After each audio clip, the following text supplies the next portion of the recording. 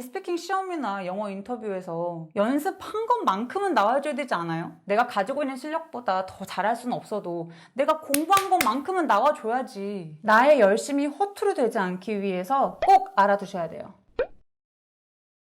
Hi there, it's Victoria. 얼마 전에 기사를 봤는데 한국인 스피킹 점수가 전 세계 171개국 중에 132등이라고 그래서 엄청 놀랬거든요. 심지어 북한하고 등수가 같다. 이 성적은 토플 스피킹 점수인데요. 이상하게 스피킹할 때 목소리가 작아지는 현상이 토플에만 나타나는 건 아닌 것 같아요. 사실 스피킹은 스피킹에서 필요한 어떤 포인트들만 알면 생각보다 빠르게 점수가 올라갈 수 있는 그런 섹션이거든요. 13, 14년간 토플 스피킹을 비롯해서 영어 인터뷰나 프레젠테이션을 코칭해온 사람으로서 영어를 잘하는 것처럼 포장하는 방법 3가지 알려드릴게요.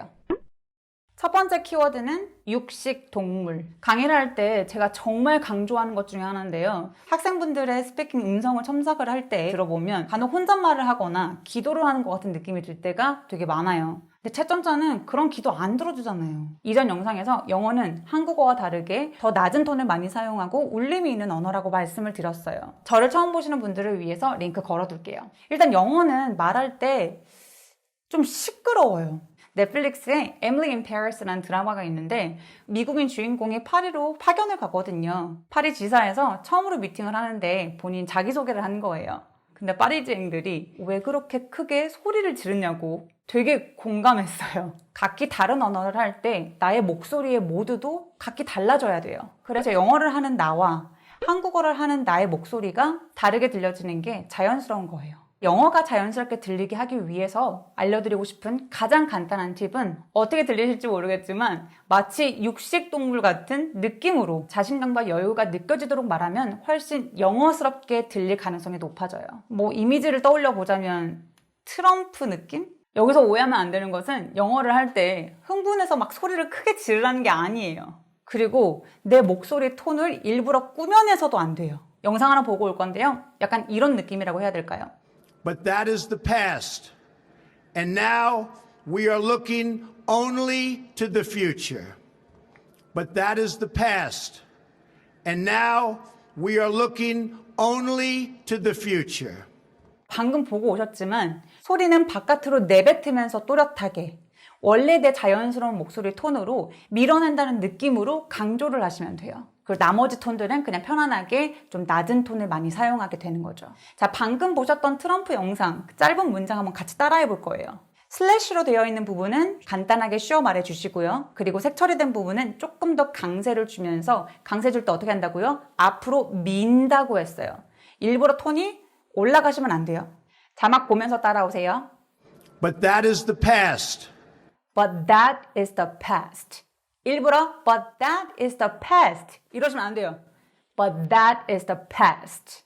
And now we are looking only to the future. And now we're looking only to the future. 슬래시 되어 있는 부분에서 목소리 톤 내려오기. 전체적으로 톤이 굉장히 낮고 울림을 사용하고 있지만 강세를 줄 때 일부러 제 목소리보다 only looking at the future 이렇게 올리지 않았어요. 그래서 앞으로 미는 게 굉장히 중요합니다. 가령 여러분이 영어 인터뷰를 할 때 인터뷰 시작 전에 감사하다는 말을 하고 싶어요. Thank you for taking the time to meet with me. 이렇게 그냥 얘기하는 것보다 여러분이 준비하는 공부하는 스크립트에다가 이렇게 강세 표시와 쉬어 말하기 부분을 체크를 해서 Thank you for taking the time to meet with me. 이렇게 강세를 주면서 얘기하면 한국어에서는 이상하지만 굉장히 영어스러운 느낌이 난다는 거죠. Number 2. 영어는 끈적이게. 일단 지금 자막 단어를 생각하지 말고 그냥 말해보세요. 혹시 no 이렇게 말하셨나요? 한국어는 뭔가 정박으로 담백하게 떨어지는 느낌이 있어요. no 이렇게 소리를 내기 전에 바람이 먼저 새어 나오고 있다거나 앞뒤의 소리를 끈다거나 하는 일이 없죠. 사실 단어 하나만 들어도 그 사람이 네이티브인지 아닌지 알 수 있는데요. 무엇 때문이냐면 영어가 가지고 있는 울림과 끈적임 때문이에요. 자, 아까 얘기했었던 no 다시 발음해 볼게요. 써 있는 거 그대로 발음해 보세요. no. 한 번 더. no. 과하게 다시 해보세요. no. 찰지게. 하나 더 해볼게요. 이거 발음 한번 해보시겠어요? 자, 이제는 이거 보고 다시 한번 발음해 볼게요. good. 다시 good.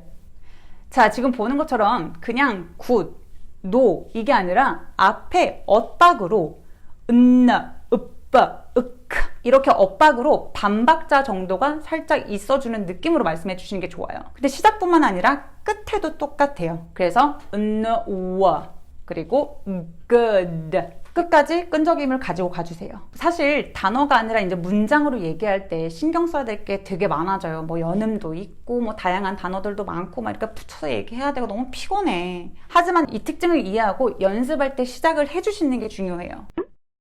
Number 3. 감으로 강세 주면 큰일 납니다. 물론 제가 한국어 전문은 아니지만 한국어의 경우 무조건 첫 번째 음절에 강세를 주지 않나요? 가령 전 서울에 살아요 라는 문장이 있어요. 보통 서울에 살아요 하면 서울에 사는구나 라는 내용이 들리죠. 서울에 살아요 라고 강세를 주면 이 사람 서울 사람이 아니네? 어디 사람이지? 어디서 왔지? 이런 생각이 자연스럽게 들지 않을까요? 영어도 마찬가지예요. 상대방이 내가 말하는 내용을 그대로 가져가게 하기 위해서는 그 사람들이 평소 말하는 단어들의 원래 강세를 잘 지켜주셔야 돼요.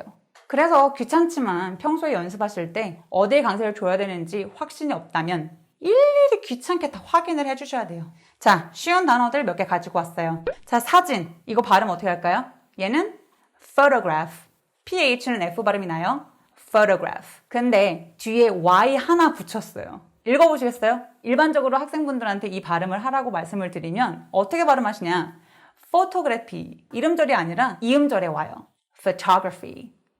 photography. 맨 앞에 강세가 없는 부분은 그냥 바람 소리만 나오는 것처럼 이 소리만 내시면 돼요. photography. 자, 이 단어는요. 나도 모르게 그냥 매직 하시면 안 돼요. magic. 근데 마술사는 강세가 이음절로도 바뀌어서 magician. 맨 앞에 강세를 주는 게 편안한 우리로서는 magician 이렇게 발음할 가능성이 너무 높아요. 그게 아니라 어떻게 발음한다? magician. 여러분 사실 발음도 중요하긴 한데 발음보다 더 중요한 건 강세예요. 강세만 제대로 알고 있으면 커뮤니케이션이 훨씬 더 수월해져요. 여러분 요즘 네이버나 다음 사전 어플리케이션 다운받으시면 음성 지원 다 되거든요. 귀찮아도 찾아보는 게 시간과 돈을 절약하는 방법이에요. 정리할게요. 영어를 영어스럽게 만드는 방법은 첫 번째는 육식동물 같은 울림과 톤을 사용하자. 단 자연스러운 내 목소리로. 두 번째, 엇박으로 끈적이게 발음하자. 세 번째, 아무리 쉬운 단어라도 강세를 반드시 확인하자. 여러분의 구독과 좋아요는 저희 채널에 큰 힘이 됩니다.